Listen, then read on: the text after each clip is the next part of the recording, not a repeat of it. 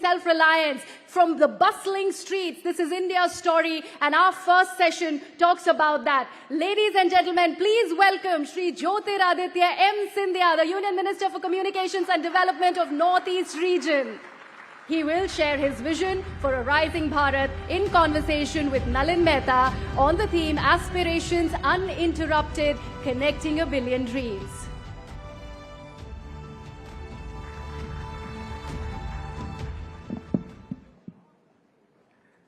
Thank you very much, Mr. Sindhya, for joining us for Rising Bharat and for sparing your time. Let me start with a question that affects all of us with a mobile phone and a SIM card and WhatsApp.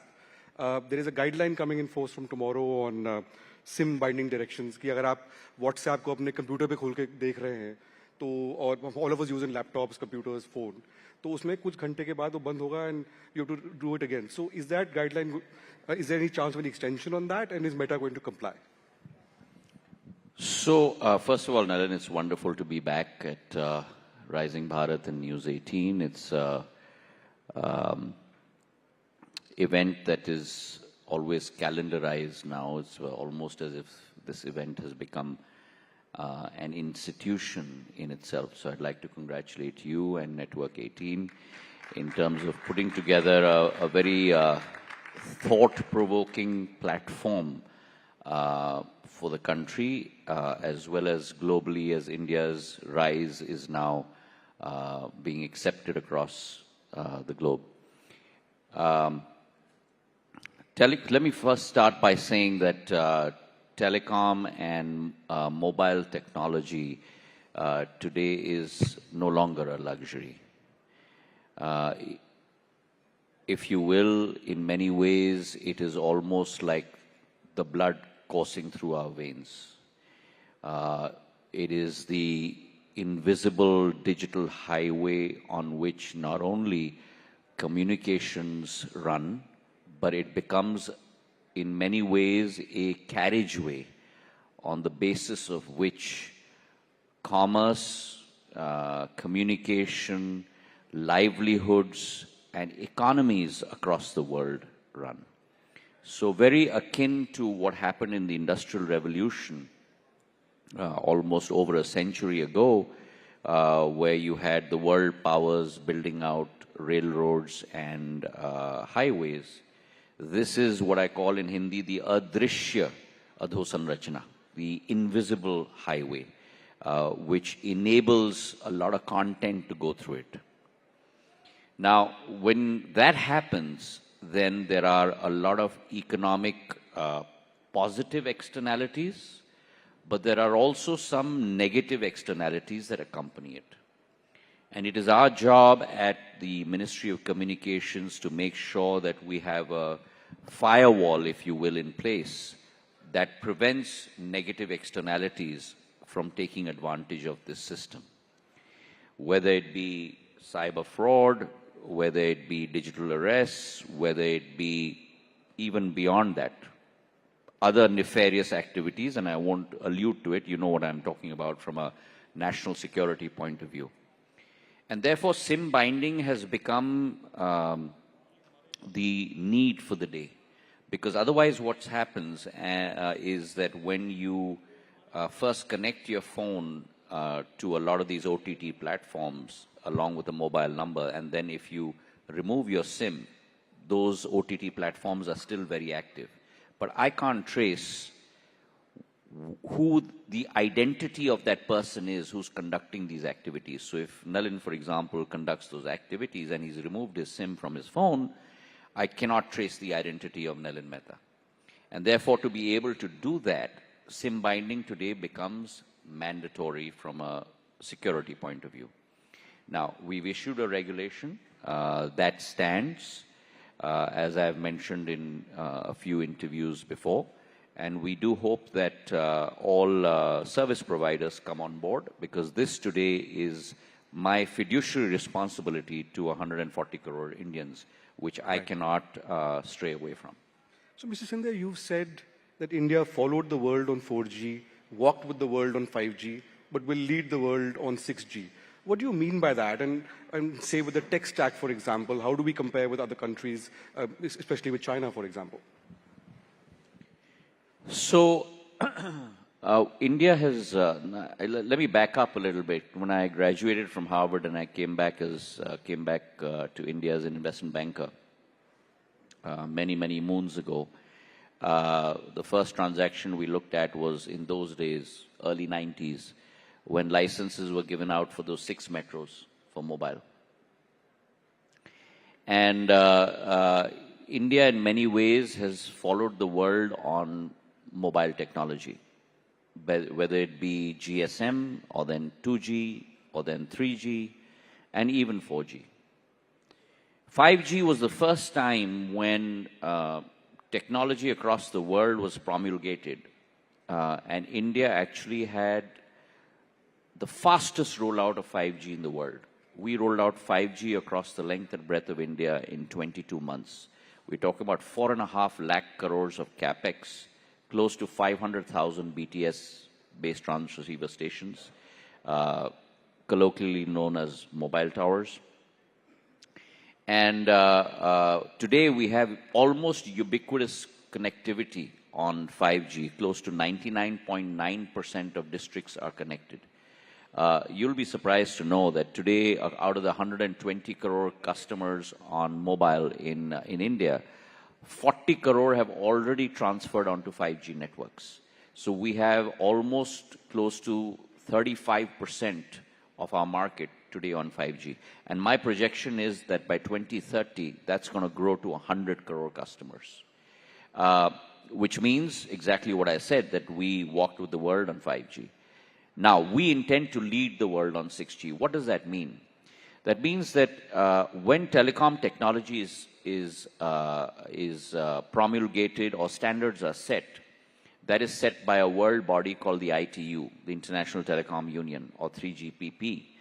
And when those standards are set, then international countries that are world leaders sit at that round table, for example, in front of me, cogitate, and based on their ideation, come up with a set of standards that all other countries, for example, everyone else in this room, will follow.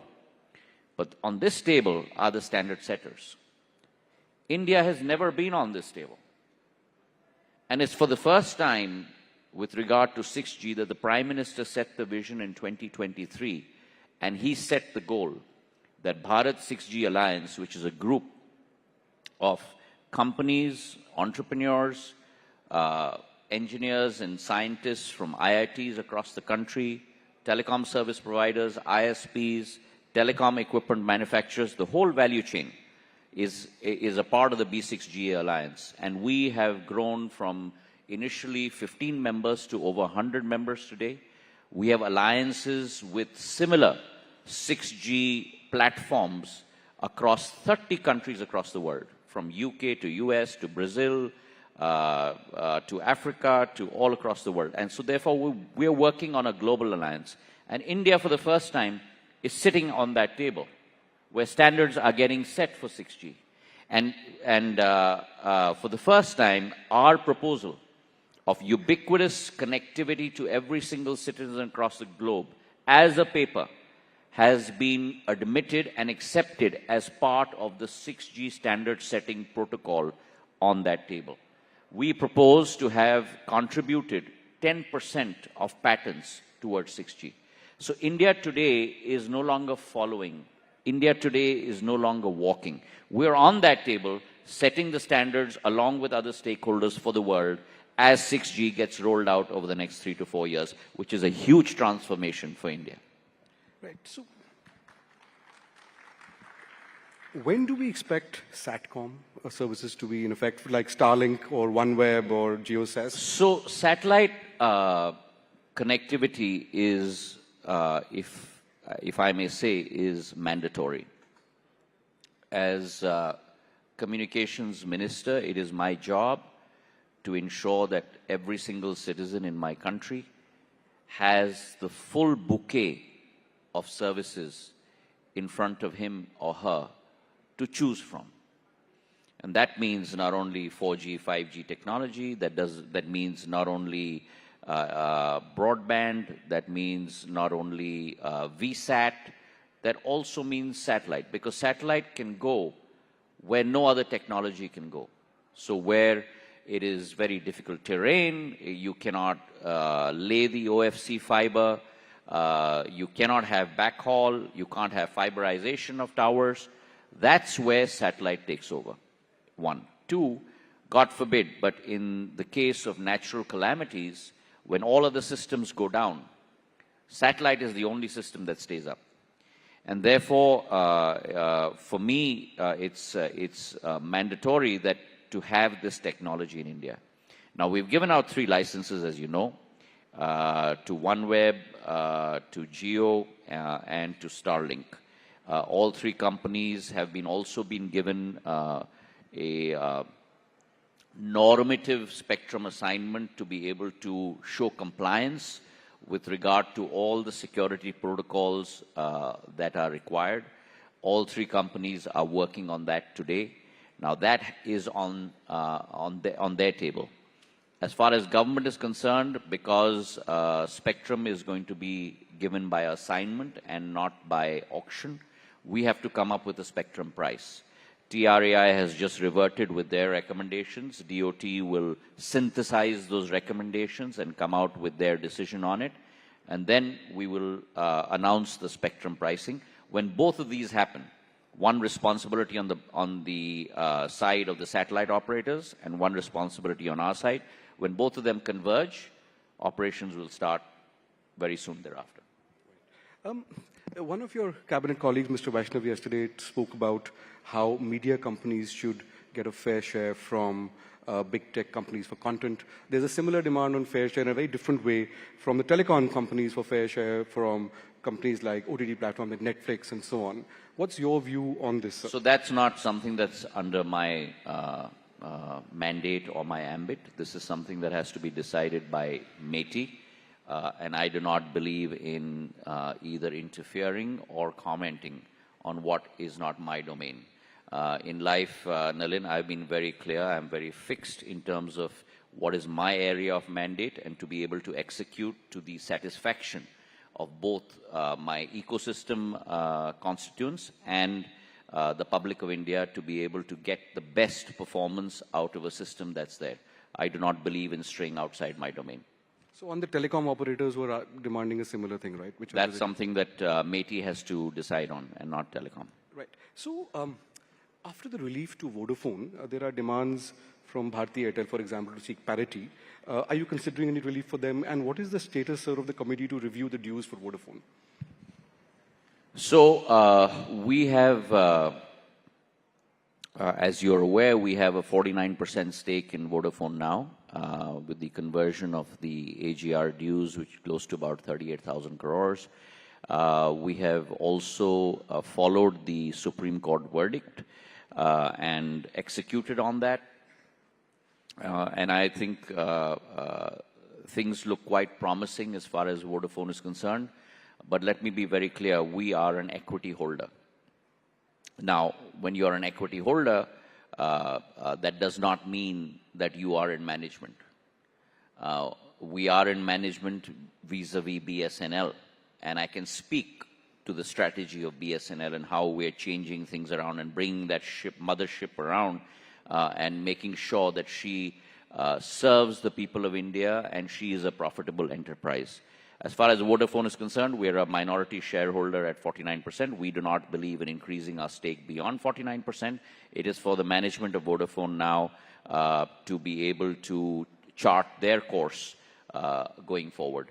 As far as other telcos are concerned, I've been very categorical on this. In the case of Vodafone, the decision was taken by the Supreme Court, and if there are other telcos that want to follow suit, they must follow the same route.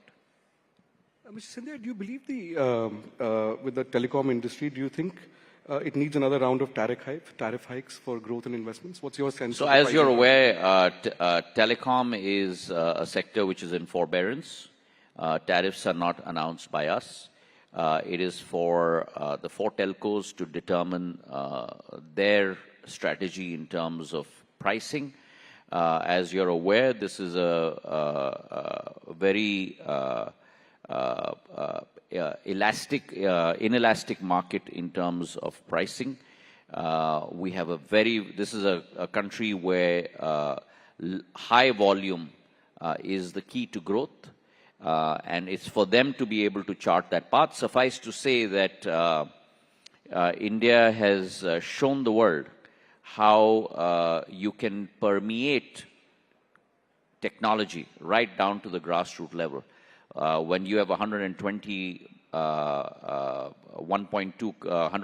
crore telecom subscribers, 1.2 billion telecom subscribers, when internet subscribers go from 250 million 12 years ago to a billion today, when broadband subscribers, which is greater than 2 GB, go from 60 million to a billion today, that kind of exponential growth, you're looking at a CAGR of over 30-40% per year, also results for the consumer in a very steep decline in prices.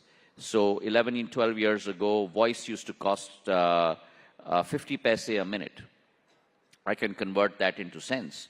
Today, voice costs 0.03 paise a minute. I can't even convert that into cents. So for all practical purposes, it's free.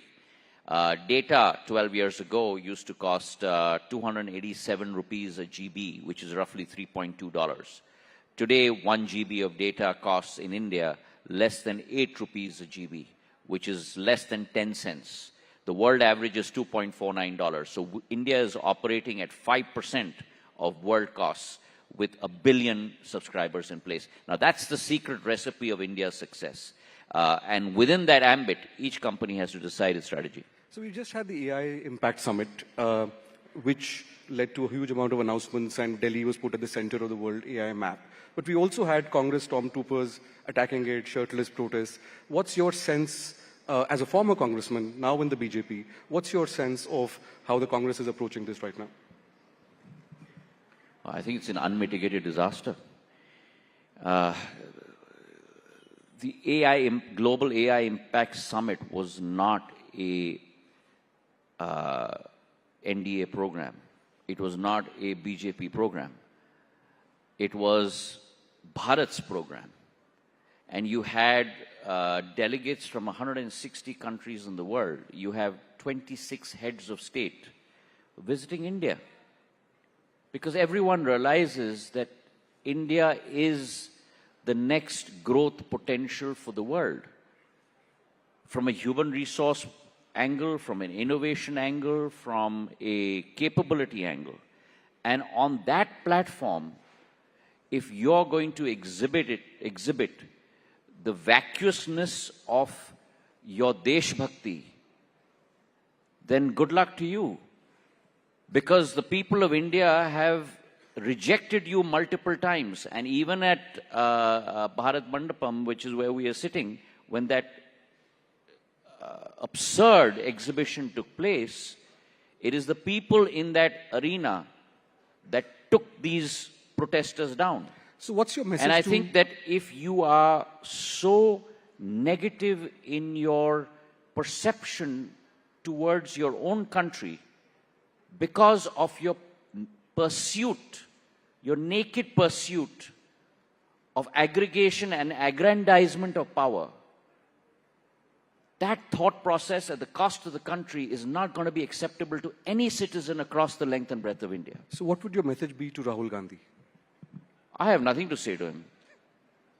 Well, and I don't think anyone in this audience has anything to say to him either. So Rahul Gandhi is talking about on the tariff deal, things about India has been sold out, all of that. How would you respond to that? If you are so anti your own country in your mind, then I don't think this country has any place for you. Mr. Scindia, one final question, which is, when do we expect the next round of on telecom, on spectrum auctions? When do we expect to see that? The TRA has come out with their recommendations just a few days ago. Based on those recommendations, we will proceed to look at what the appetite for demand is. Shortly thereafter, we shall take a view, and if there is an appetite for demand, come around with another round of spectrum auction. Right. You have also, let me ask you one more question. You've also said on record, and you've recently argued, that AI could contribute somewhere around $950 billion of India's GDP by 2030. How would that happen, and what is your view on the big fear that jobs will go? So what's going to happen with AI is my belief, putting on my hat as an economist and less of that of a politician, is that you will see what, from an economic perspective, has been the concept of creative destruction. And you had creative destruction many times during humankind's history. You had it when, post the Second World War, when technology assumed significance again. You had it in Y2K. You had it in COVID, when there was a huge suppression of time where digitization just pole vaulted. And AI is going to be another inflection point. And unlike what a lot of skeptics say, I think is going to create more opportunities than extinguish them. There is going to be a huge amount of intellectual opening up for creativity across multiple sectors, from manufacturing to services. And that's where I believe now India is poised to take the lead. The Prime Minister, with his AI mission, close to about 2 lakh crores, looking at setting up, and in my generation, and I'm sure you'd agree with me, Nalin, I never thought that we'd be setting up semiconductor fabs in India. And you've got a multiple amount of fabs that are being today set up in India. So what India is setting herself up for, and this is what Prime Minister saw 12, 15 years before this has happened, is that the next revolution is going to come from technology. And we have to move, i.e. India has to move from being a services nation to a product nation. And that's only going to happen when the whole value chain of that ecosystem is going to be set up in India. So all the way from chips and semiconductors to LLM models, to making sure you productize on the telecom equipment side, which is why we've got our own India 4G stack now with BSNL. So India is positioning herself for this new revolution that is already on the anvil. And I believe that that is what is going to move us to the forefront. And India is going to become what she was almost 2,000 years ago, where she contributed 25% of the world's GDP. As an Indian citizen today, I have great confidence that by 2047, we will be leading the world on the stage in terms of contribution to GDP, an economic giant, and not only that, I believe that we will be a philosophical giant in terms of creating Vasudeva Kutumbakam and that prosperity for all notion for countries across the world. Right, Mr. Scindia, thanks very much for being so candid and forthright as always. Ladies and gentlemen, a big hand from the top of Rajat Scindia.